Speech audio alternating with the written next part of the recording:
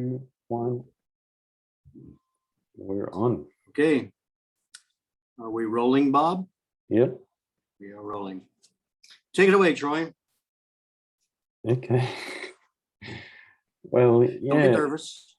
Only 120,000 people watching. Okay, it's nothing. Where should we start? Well, it's good that you bring that up. 120,000. So our LinkedIn group is still, growing rapidly. I think it's around. Maybe it's cancer. It's not a group, it's cancer. It's, malignant. Okay. I think it's a good point too, to kind of bring the emphasis on to the, I guess, value of the group as well, since it is growing in popularity. How can we ensure that that value is maintained for the members and also for us? So that's a topic that's kind of been floating around for a while, but to talk about the group, since Jimmy's been, so Jimmy in Bhutan has been analyzing the group and seeing who's making posts and what are the most liked posts. And what I was thinking was actually, in our regular sessions that we post online, have a segment where we say, hey, who wants to know what was the most interesting post according to you guys, based on the number of likes and comments, which post was most liked? And how many Bitcoins you get, right? Well, for achieving that. Yeah, I mean, that's that aspect of well, that's an interesting topic as well, bringing in a level of value for making posts, and bringing the whole thing onto blockchain. That's a whole new topic but people are exploring that, so that you get value, I mean, in terms of money or cryptocurrency, I should say, by the number of people that respond to your social media posts. It's not there right now in terms of Facebook and LinkedIn and YouTube. Well, YouTube does have its monetary aspect, but it needs to incorporate aspects of marketing, where you get a sponsor and say, well, I'll pay you in order to say my name, or then there's the click, pay per click aspect, where if you post an ad, every time someone clicks it, you get a little bit of real fiat currency. But these new ones are coming out that are based just on people's interests. So if they come and watch it, or they come and like it, then they are supposedly working out ways that you can get rewarded for that through a cryptocurrency. But I haven't done anything except the first level investigation on that, and it's kind of just using the traditional ones until something else comes along. But it's very interesting. You mentioned a few items that I think were in something I did this morning, if you don't mind. Sure. I'll report on it too, because I've got this thing coming up with Horasis, right? Mm-hmm. Horasis.org. And I spoke with George in Russia, and we came to some kind of very interesting points. And just to go over that with you and people who might be listening, who are there staring at the screen, maintaining Asia's internet integration across the world. And this meeting is about Asia, thus the Asia mention in particular. And this topic is about supply chain movements and how they rely on wireless links to check progress and security. This service must connect globally from Asia across the world. If nations build their own firewalls, commonality becomes fragile, if not lost.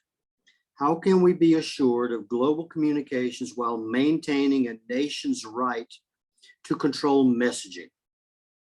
Might this prevent citizens from accessing the web and its data? Well, I'm going to read you what I've got because I haven't edited it yet. It's really very fresh. Just got it just this morning. Okay. And then I'll go back and tell you what I think it says, which is principally the foundation of what it is I'm going to be presenting on November 26th to all of Asia and the rest of the world too. Mhm. And I start off, and these are just collecting my thoughts, but let's go through it for what it is, and then as I recap at the end. I said in a description that distraction is fundamentally represented as change for the better, encapsulating evolutionary concepts, grievances, demographics, and choice rather than a political move. The DAO, Decentralized Autonomous Organization, was an organization created by developers to automate decisions and facilitate cryptocurrency transactions. So, through definition, nothing is assured as definitions are changing so rapidly. Why answer questions that are no longer relevant? You may notice some reoccurring theme here in how I respond to these topics. In dealing with areas of growing irrelevance, we define the sphere in which we must operate. Nobody's going to kill the internet 100%. Makes no sense, because Chinese can't create semiconductors and microprocessors in particular 100% inside their country. Equipment production is scattered across the Netherlands, Japan, Taiwan, USA. The question is how to maintain, how to maintain territorial integrity while establishing global connectivity. I believe this is where I take a hard left. Mhm.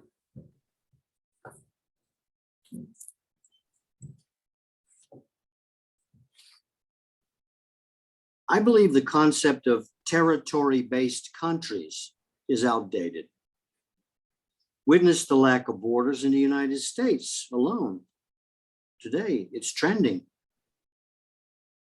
Crypto DAOs will be the new version of countries.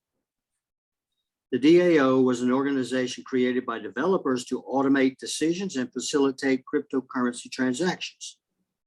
A decentralized autonomous organization is an entity with no central leadership, sort of like the United States. Decisions get made from the bottom up, governed by a community organized around a specific set of rules enforced on a blockchain.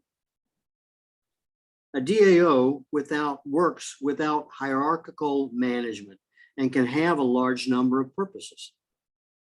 If we lock ourselves into old paradigms of capitalism, socialism, we are based on an artificial deficit of everything. There would be a winner take all in the event of this continued centralization. If humanity will mature enough to shift to an abundance society, there would be no sense in centralized government at all. Then you will imagine it will all be centralized in a new religion or philosophy, thought pattern, or something like that. Now it is so in Russia, and it's very raw in some private communities. This new religion is not about centralization. It's about how to put basic resource production, water, food, energy, housing, communications, education, medicine, ... into the hands of a nonprofit cooperative of the people, a DAO. That sounds like Russian thinking from way back, with a redefinition of common ownership. Shall we call it communalism? Mhm. Except without a dozen old communists ruling over it all in a non-transparent totalitarian way. Actually, Marx described this in his book, Das Kapital. He said that the world should succeed in capitalism, then it would be ready to switch to common basic goods. Lenin and Stalin were a bit too early with their implementation. There was no proper infrastructure to make it happen. Now we have all the tools. Crypto, DeFi, which is decentralized finance, DAO, blockchain enforced, internet, robotics, automation, etc. There's no need for thought control when people become less greedy and scared. Our hypothesis is simple. We spend 99% of our effort in preventing people from stealing stuff from each other. You know, war is organized theft. The source of greed and fear is an artificial deficit of stuff. There's a ton of scientific research telling us that positive thinking, daily workouts, and healthy diets are the best recipe. A mental state is necessary. No more isms. It will take a generation or two to update the mental state. Mhm. And you can see, period. You can see actually a lot of that is already happening. So they gave communism a shot. Didn't work because they didn't have the infrastructure.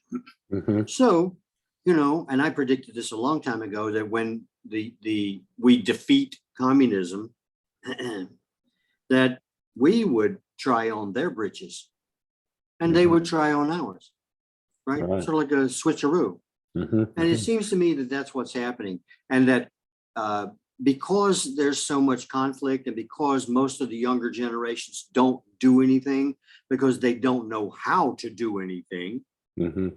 at least in the West, I'm thinking about, then it's going to have to come to that where, you know, we stop hoarding treasure or utilizing people and the wiles of capitalism to make people wealthy so that they can end up being greedy and frightened. Right. So I think really what I've done is take this thing off base and to say, again, you're addressing the wrong problem as we have before. Mhm. And it's like, you know what, don't worry about global connectivity from Asia, firewalls and all that, because the whole game is changing. The rules are changing. You think you're playing Monopoly, but you're not, right? Because you're playing Monopoly, except instead of trying to get all the wealth and all of the money and all the hotels and property, you're just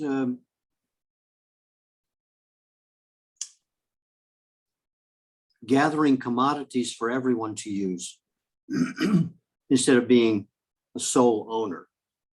So my publisher friend in Petersburg was right when he said that the whole game is a battle between private ownership and public ownership. Mhm. And I think that if you're looking at all of the different marks that I see in this whole thing, it seems to be that we can't operate within this whole idea of internet integration. It's sort of like, you're at a bowling convention and you're going to give a speech on microorganisms. It's like, what are you talking about? This is not the subject anymore. So it's not about, the data and the web and all this other stuff, which is actually controlling because of, smart contracts and things like that, and DAOs, where you formulate the rules of operation and procedure, and you reward people with, your own token or whatever. You fund yourself. I think it was in 2016, they actually digital exchange currencies were delisted, principally because some hackers destroyed a DAO and lost 3.6 million Ethereum. So I think, again, we're going down the wrong path. Yeah. Because the commodities are going to be controlled by small DAOs in the regions in which they are produced, by small groups of people working and coordinating with each other. What do you think about that? Well, yeah, I think there's a lot in that. I think, yeah, the future is coming, but it's not here yet. My experience with DAOs, I mean, working with Decentraland and talking to the guys there, and the experience that I've had with going through that process of, okay, they work on what's called proposals. So anything that needs to happen, it has to have a proposal. Then people with voting power can vote on it, and you need a certain level of voting to say yes before it's accepted. And it's kind of difficult to get out of that mode where there are people running the show, because there's people with higher voting power, there's people that set it up, and there's people that say that get the final say on whether or not something happens. So yes, like you're saying, the technology hasn't been there and the infrastructure hasn't been there, and now is starting to be there. We have these options, but it's still, I think the main thing, and you touched on it as well, is that the mental maturity of human race isn't up there where it can actually work in that way. And for example, when people say, okay, there's some money up for availability through a grant, you get people saying, well, yeah, give me the money because I want to start my own YouTube channel and travel around the West Coast. And it's got nothing to do with the kind of project that or the intention of why they're actually providing the money, but it is the individual's wish. They had an idea, they want the money, but then so a lot of the proposals, there's a fair bit of noise or junk that just makes it all so much work for those who actually set it up and say, okay, we've got some real money that we want to give away or just put towards a good cause, but it becomes so much work for them that it's almost not worth their while. And that's where they then fall back into the old approach of saying, well, why am I doing this? I'm not getting paid, or I'm not getting paid enough. And, unless the rewards come to me to set up a DAO and to make it work, it's so much work, but the value or the returns aren't there yet. And this is my experience talking to the guys that have tried this and are doing it right now. And, it's only those that are really passionate and, are perhaps having their other job and working on the side. So the other kind of the flip side is that they need to rely on the current way of doing business, which has a, leadership, has a government, has an organization. They need to use that until they can kind of, do this on the side. And their wish is to make it happen, so that there is kind of a tipping point and things flip around. But it's from my understanding and experience, nowhere near that tipping point at this point. But it's not to say it isn't something we shouldn't be talking about. And yeah, it's exciting opportunity to have the technology. It's still really in its infancy of in terms of capability. We're still seeing issues around speed, and is it worth the while compromising, for example, the number of transactions that you can do in a second. So to move to blockchain, there's these limitations that come on the technical side, is that, it just can't compete with what we have now with the current, payment gateways that are offering on the credit card. So to make a full transition, there needs to be some really advanced technology in terms of computer capacity and speed. But then there's the whole usability level on top of that, that says, it's now, in order to actually even set up a blockchain wallet, you kind of have to know or be interested in learning about these aspects of key phrases, and putting on a plugin on your web browser, and signing in, and installing extra software that enables you to use the tool or to integrate with these blockchain systems, whether it's on Bitcoin or Ethereum or anything else. So the usability there is, the usability is still something that needs to be enhanced as well. And these are some of the reasons why DAOs and blockchain and cryptocurrency are really great ideas, but just not used, just not, it hasn't switched that, it hasn't reached that tipping point where, and yeah, there's a lot of work I see in order for it to get there. So yeah, in essence, they're good ideas, but I think the technical capability is one thing that needs to be enhanced, but even with the technical capability, it's that, I'm not sure if I'm using the right word you use, but the human, I guess, desire to actually be mature enough to vote on something that isn't personally beneficial, but in terms of an altruistic or larger scope of benefits, which is what the DAO is set up to enable, the kind of the common needs of a community. You still get these individuals just not thinking that way. So, Democrats.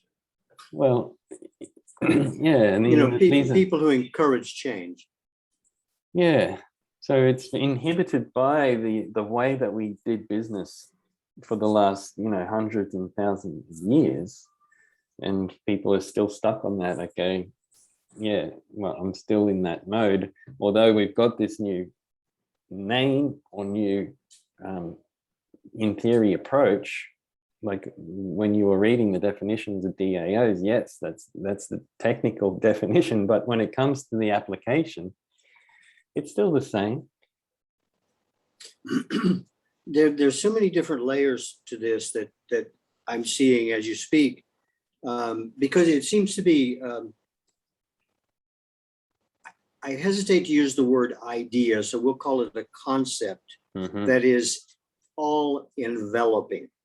Sure. It reminds me of what I see anyway, is that when you have a political power or whoever's in power, right, Mhm, who can manipulate things and mhm, people, mhm, people are much more susceptible now to manipulation, principally because they've got nothing to do.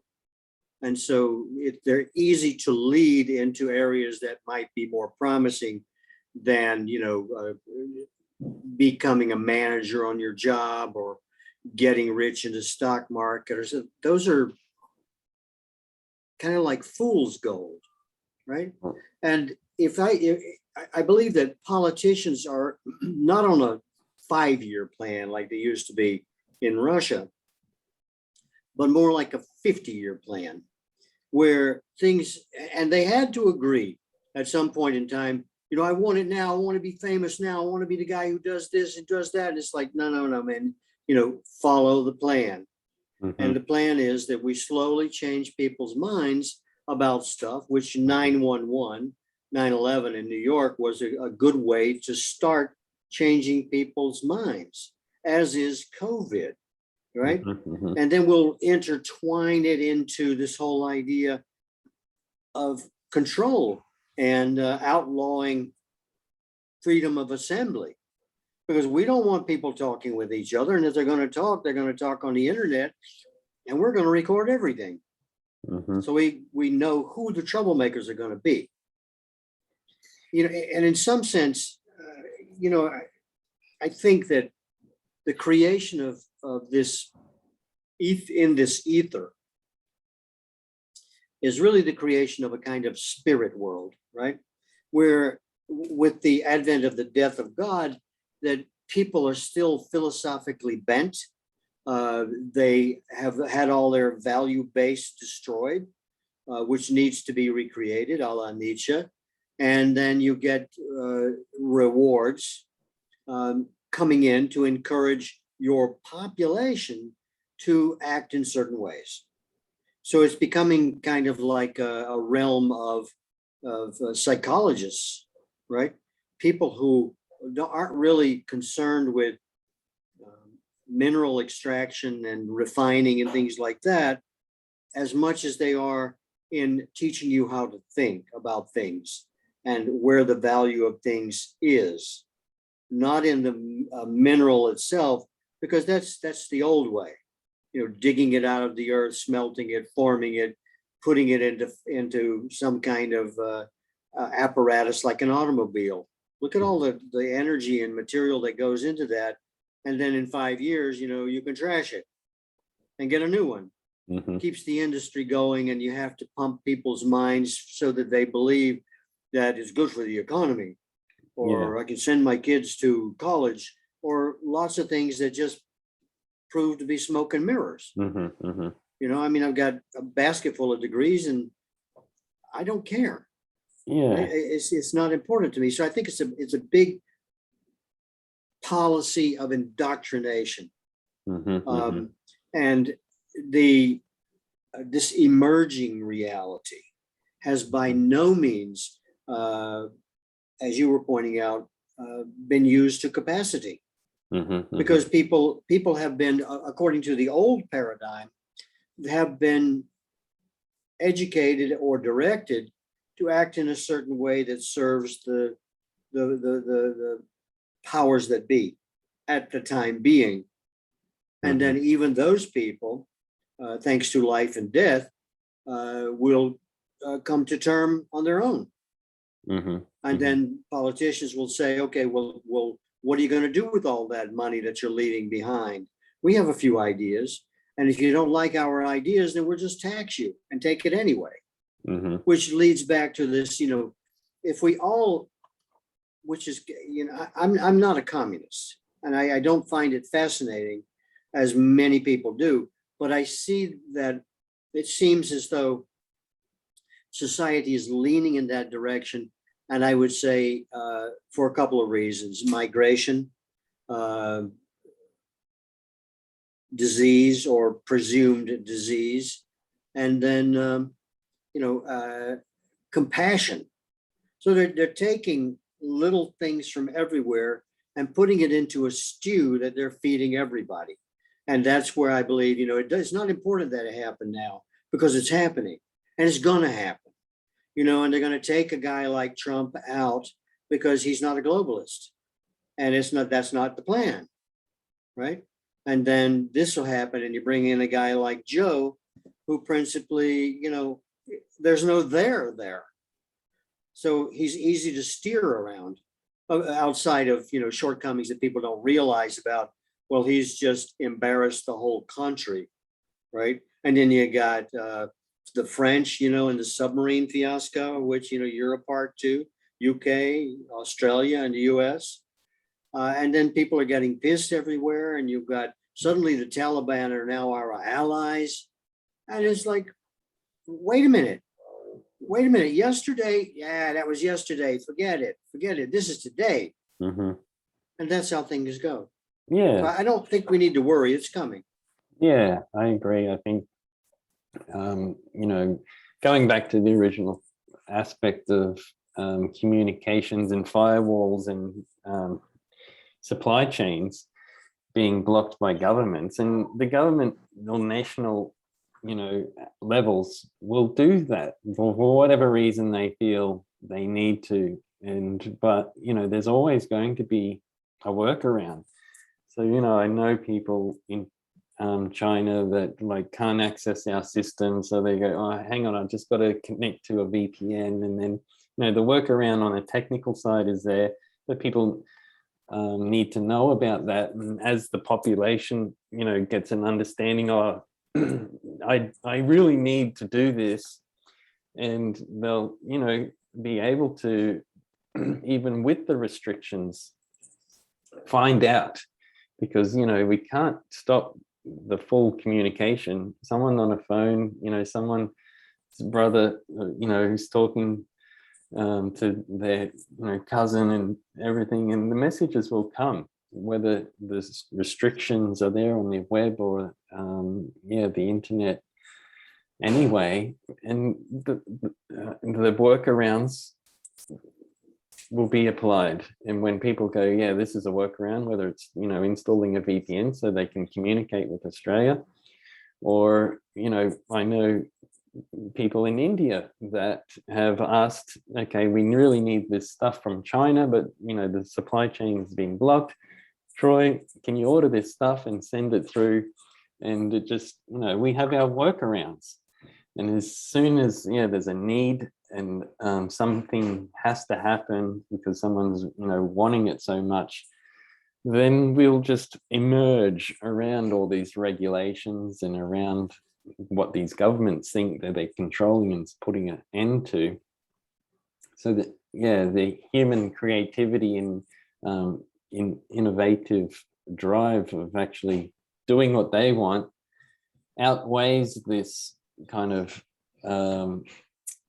controlling desires of the government of what they believe is best for the nation.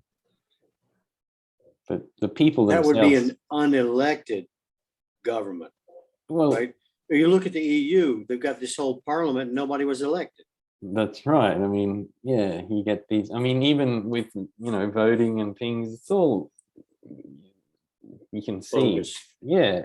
So it's those that have, I guess, the desire and the money and the power and the drive, which kind of the old paradigm supported the wrong type of people to be leaders. And it's only those that had these, I want to have all the power and control the country, that would put themselves in the position to be voted in. But now, with something like a new paradigm, a DAO infrastructure, there are people interested, but it's still not mainstream and it's difficult. It's like you're the underdog, and it's a lot of, from what I've heard, work to be in promoting these sorts of things, because you're working against what is a big tide, but perhaps it's reducing, but the amount of the scale that we're talking about, it's still, like I was saying, in its infancy of being a reality. But we need to talk about it. We need to bring it to people's attentions and say, you know, there is an alternative. So when things do get really bad on, you know, the current way of doing things, people will go, hey, wasn't there a thing called the DAO we could just try? And then that's Your how grandfather had one. emerges into, okay, now, we just have to do it that way because everything else is, you know, gone to hell. That's when it's going to be, you know, coming into play. I think I actually, you know, I put my money on mind control, right? Right. Matrix sort of stuff. Yeah. Which, you know, hit a home run and then disappeared. And I think, you know, I take exception with the word leader. It always gets under my skin when the subject comes up about world leaders or leaders. Mm-hmm. You know, they're not leaders, they're leading, right? Okay. Because a leader has the power to act. It would be, you know, somebody like Andrew Jackson in the United States who looked at a Supreme Court decision when he was president and responded, thanks for your opinion, right? Mm-hmm. That would be leadership. If Trump on January the 6th or Pence would have said, we're going to have an insurrection, you know, and we're going to declare martial law, which is, you know, something that would have changed the face of things. And for whatever reasons that we don't know, it didn't happen. I mean, maybe somebody came to Trump and said, you know what, dude, it's not time. We've got to get this done and this done first. And then, you know, when you get back in office, then, you know, say everything will go much more smoothly. But there are people who are anxious, people like myself who want it, you know, yesterday. And I'm not going to be here in 50 years. And I don't want to be here in 50 years because I have no associations that will carry me over. And I think that what's happening, we're witnessing the creation of a new mythology. And, you know, we have to, you know, the gods, as it were created so that we, like a stage play, so we could project ourselves on them and say, well, if the gods can't do it, or I do the same thing they do, it's telegraphed to me that the same thing's going to happen to you. And that's the lesson in all of this. And as you well know, a mythological consciousness is a group consciousness. So you create a kind of commonality, you know, among us. And that us now is being directed. I don't believe it's natural. Is being directed from outside, above, however you want to refer to it, as a means of saying, we've got to think about things in a different way. That 15,000 Haitians living under a bridge in Texas is going to be, somebody's going to use it and say, hey, they're people too, right? You can't be flying them back. And you got how many millions of Mexicans or whoever came over the southern border that are being bused by the government to different places in the country. God help us, you know, if we ever want to export illegals, you know, or we're going to have a $3.5 trillion budget that is not about infrastructure, like they say. It's about, oh, you know, all those dreamers, let's bring them into the society. And it's like, wait a minute, my family, I was teethed on the idea that you have something because you worked for it, not because, you know, you're entitled to it. They're called entitlements. What entitles you to that? I had to work for it, and they give it to you. Why? Where are we going? What's that all about? And I think they already know, and we get little bits of information. And then there are crazy people like myself who start looking into it from a multi global perspective. Excuse me. That's you. And see that, you know, this is really kind of a communism 2.0 that's starting to happen in the United States. Okay. It's a group consciousness. You know, you build a mythology behind it, and then everybody's for it. And that can Mhm. be managed much more easily through a DAO or through blockchain or smart cities or whatever it is, which it's an edict. But the edict is that we are all, same system, voters. Mhm. But as you pointed out, there's always going to be somebody who's going to be sitting in the Politburo, who's going to be saying, well, somebody has to eat the caviar, That's right. right?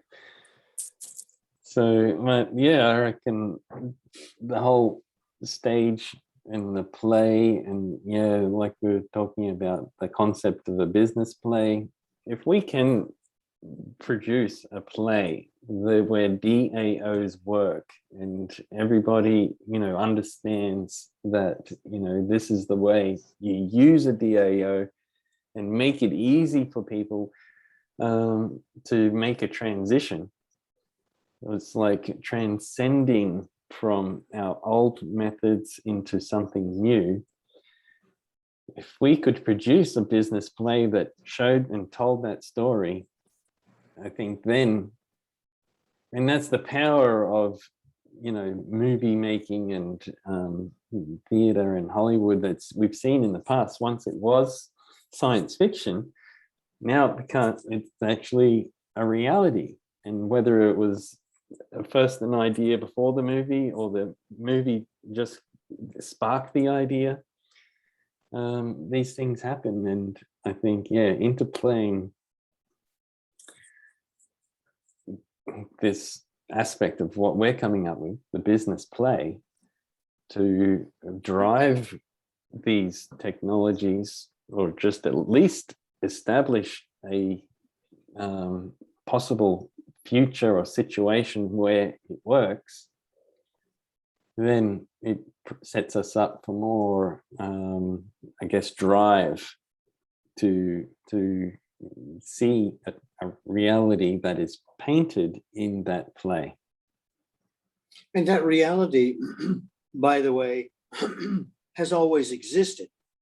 You know, it's like when they discover some paramecium or something that they put their name on. It's not because in discovering it, it came into existence. It was like it was always there. And we're bringing it as a highlight, like ivermectin, right? Which comes from some soil creature in northern Japan. It was always there. We just didn't know it. Now, you know, it's all the rage, and we're pointing it out, and then we're attaching all these different things to it about how useful it is or whatever. And I think, you know, that's going to continue to happen as through research, through capturing and keeping people's imagination. And of course, the medical field, one of your favorites, is that it has a purpose of not compassion and, you know, communal thinking, but something different, you know. It's I think the goals, not just the values, but the goals are changing constantly, and Yeah. it's globalizing. Mhm. It's you know, you've got how many people, you had Hillary knock off Gaddafi, then you let all of Africa stream into Europe. I don't think that was an accident. You know, I don't, you know, she didn't send in the troops, not because she didn't want to or because she was sleepy, because it was like, that's not the plan, right? You got to pull the cork on Africa somehow, and it's right straight through there. Plus, it was kind of interesting that Gaddafi was going to be reissuing his currency in gold, and they couldn't let that happen, right? So there were a lot of reasons that were going on, most of which we will never know, right? Well, As this engine steams forward. yeah, I mean, the aspects of Schrodinger's cat, where you don't know if it's alive or dead until you look at it, and the quantum physics side, where the mere observing something changes its state, and, you know, bringing these aspects into the making the future happen, where, you know, that for one reason or another, there's people out there that can make things happen. And, you know, I think they whether it's a natural ability or they're gifted or, they're just put on that path, that they can make things happen and they get the money and the resources. And, they just say, yeah, I want this person out of here, or I want to be there.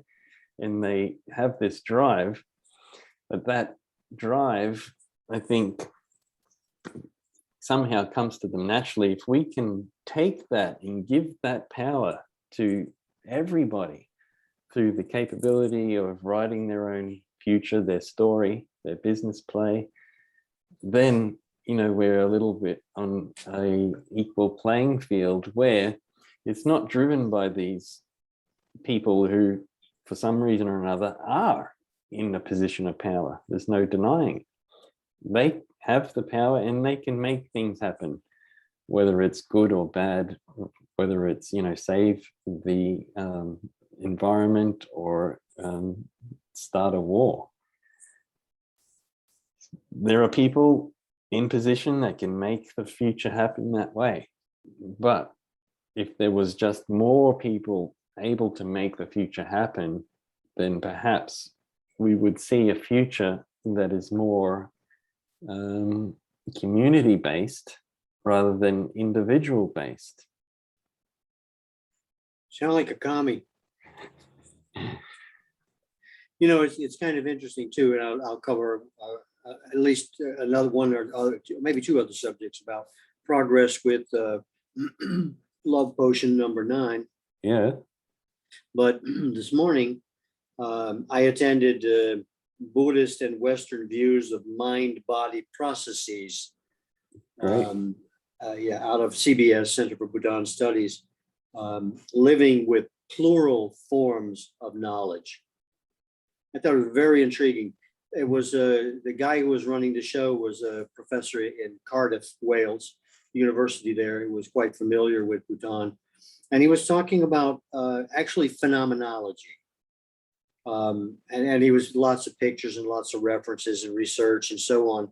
But it really ended up being the idea that about structures of consciousness, right? Okay. And that they're all boiling down to the first person, which strangely enough is now seemingly research that's being done in the laboratory of Bhutan that deals with,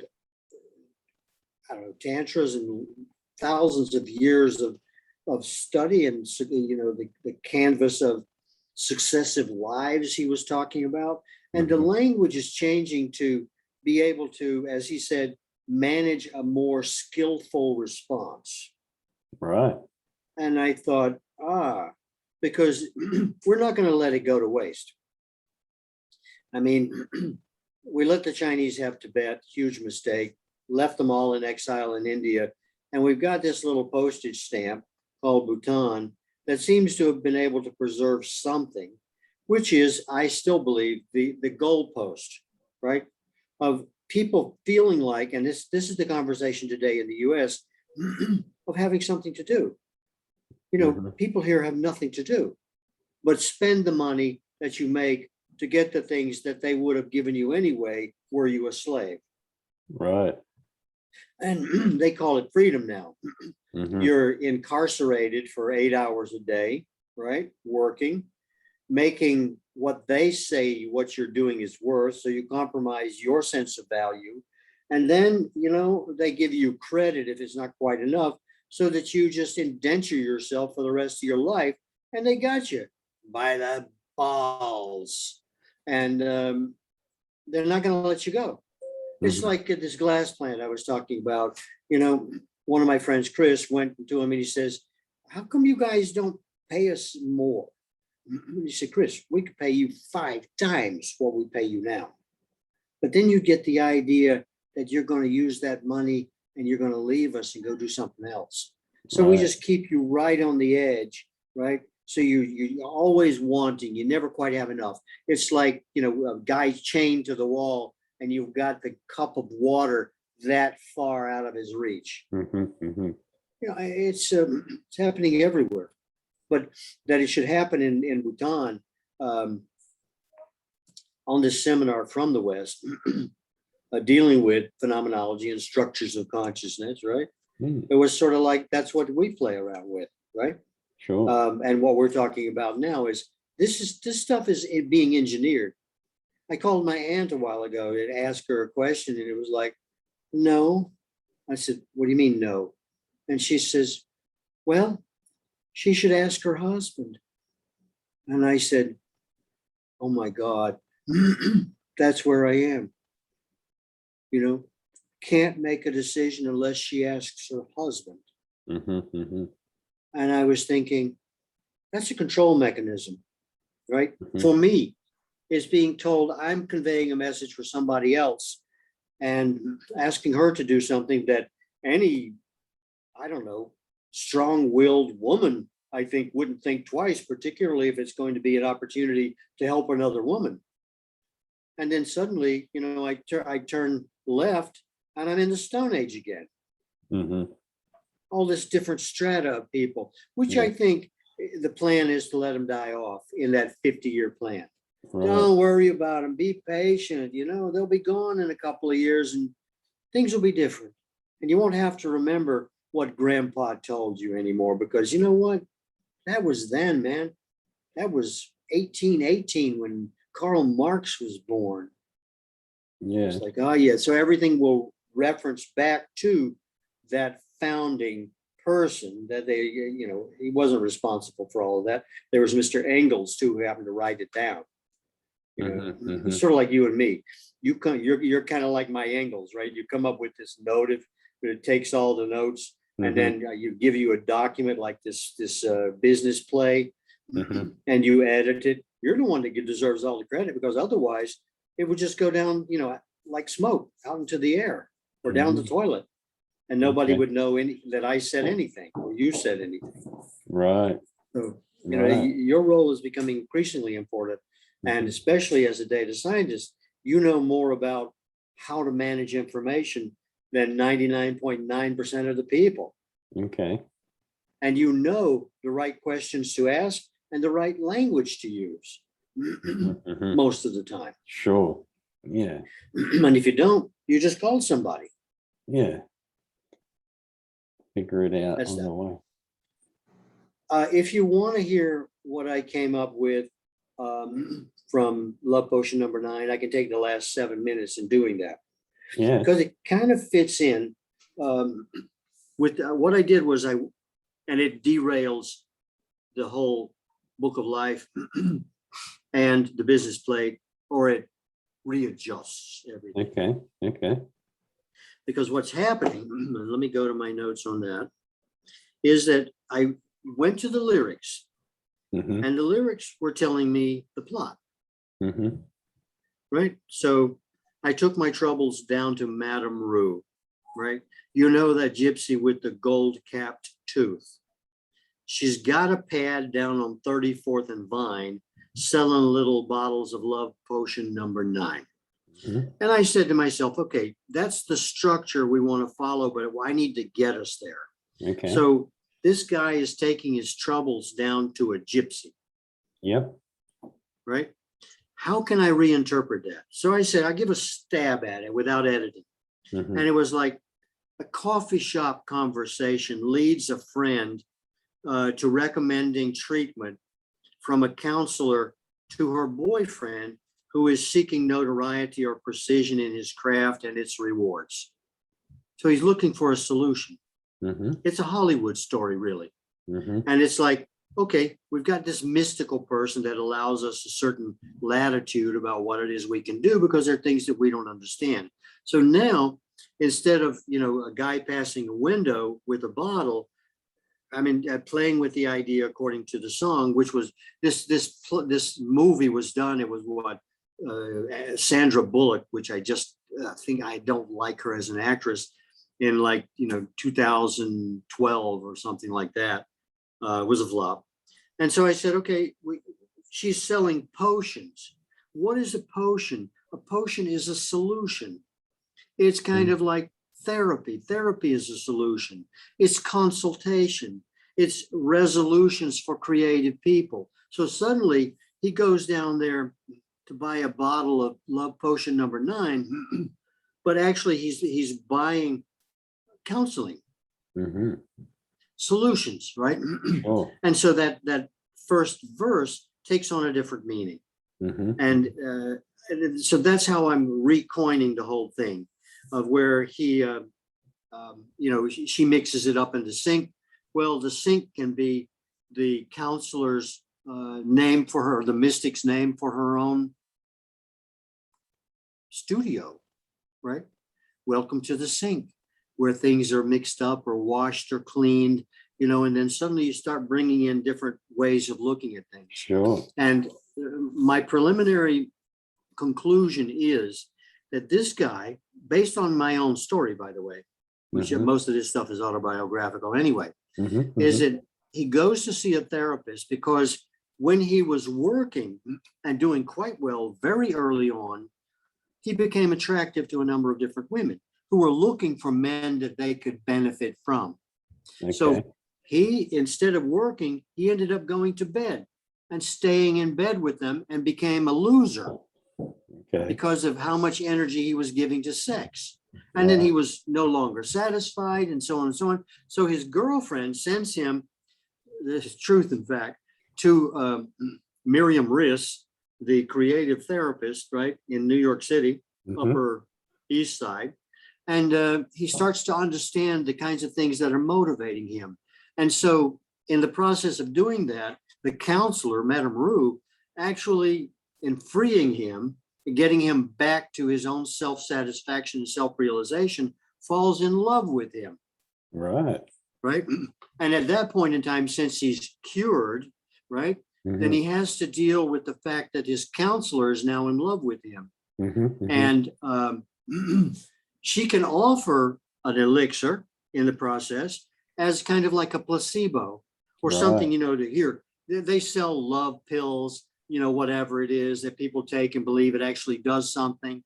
And when he kisses her, that it's a metaphor for until I kissed a cop down on 43rd and Vine. Yeah. And she broke my little bottle of love potion number 9. Yeah. So it's metaphorical in that he falls, his therapist who's curing him of falling in love with women actually disposes of the need for a talisman or whatever you want to call it, a good luck charm that he carries around with him because he's cured in the end. You know, so, and I spent quite some time last night allowing those kinds of thoughts to flow freely in how we could possibly use that song minus Sandra Bullock. Sure. In a reinterpretation and even re-entitled. We don't have to use Love Potion. You can use it as a soundtrack, or who knows, other people have songs of the same nature. What do you think? Yeah. Because it introduces that whole idea of failure because of distraction. Right? And a worthwhile distraction too. Yeah. Because the girl wants a successful man, but in getting together with him, she destroys him. Or he destroys himself, however you want to look at it. Yeah. So I see it the classic kind of story where someone has the power to do something amazing, but they don't realize it. And then they get something that they feel gives them the power, but they had it all along anyway. And then all of a sudden they lose that thing and they think, oh shit, I've lost my power, but then make the realization that they had the power all along and they didn't need the potion anyway. Good luck charm. Yeah, or the good luck charm or whatever it is. So yeah, that classic story, I think, is around because it's true in all of us that, you know, we have these untapped powers that we're either not aware of or don't appreciate or underdeveloped. And we just need that little push, that little placebo or that little good luck charm to step ourselves up to realize that actually, yeah, you can do it. And that whether you have that good luck charm or not, you're able to continue to do that powerful thing. And, you know, So- and I realized that there's so many dimensions to this, you know, and you and I have the misfortune Uh-huh. of, you know, chasing butterflies. Right. There's a bigger one. There's a more bright blue one. Sure. There's one I definitely can't catch. So it's got all my attention, Mm-hmm, you know, and I think that's an issue we really need to seriously address, because I'm turning out to be flighty, you know, in this whole thing. And believe you me, I came to appreciate it last night when I started going through the lyrics and then trying to, what shall I say, rewrite them and come up with an underlying story that wasn't, I don't know, I could have looked at the film, I guess, and, you know, followed the storyline and just rewritten it in a different way. It's like, but that's not interesting. That's not what I do. So, you know, I think maybe it's still exploration, but this is intense work. Right. Coming up with on the back of, you know, DAOs, crypto DAOs, and personal life, and God knows everything else that's going on, you know,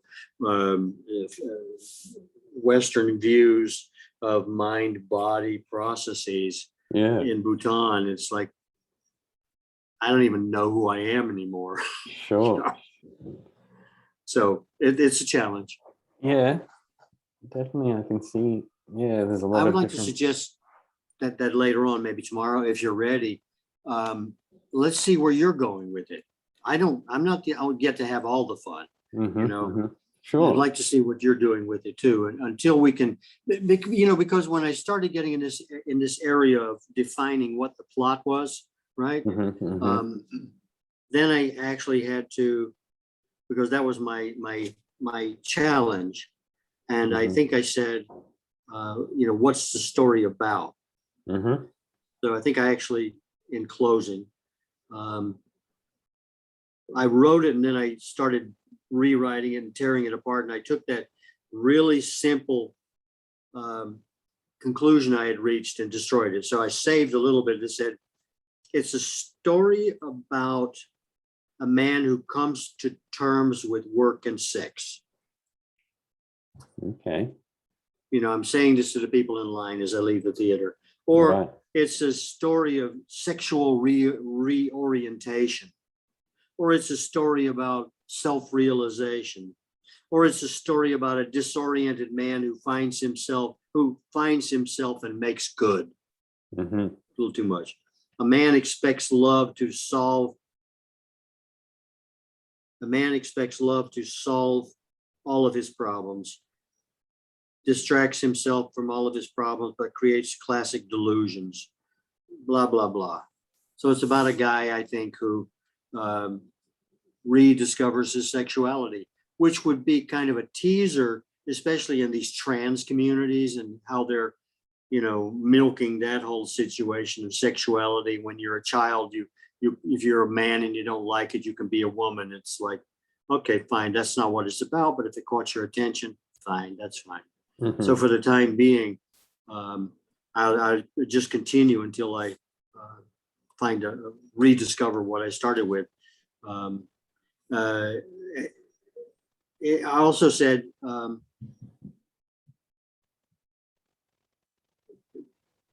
he broke taboos and lost the need for a crutch.